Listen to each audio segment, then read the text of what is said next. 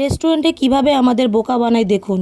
শুধুমাত্র বাদামের উপরে ডিম দিয়ে তারা এত দামি জিনিস তৈরি করে যে আমরা কিনে খেতে পারি না, অথচ অল্প বাদাম আর কয়েকটা ডিম থাকলেই দামি রেসিপিটা বানানো যায়। তাহলে চলুন দেখানো যাক। বাদামের উপরে ডিম ঢেলে দিন, তারপরে ব্লেন্ডারে দিয়ে ভালো করে চিনি দিয়ে পেস্ট বানিয়ে নিন। বাদামের উপরে গরম দুধ দিয়ে দিন, তারপর ভালো করে মিশিয়ে নেওয়ার পরে একটা বাটির মধ্যে ঢেলে নিন। তারপরে একটু চিনি দিয়ে ক্যারামেল বানিয়ে নিন।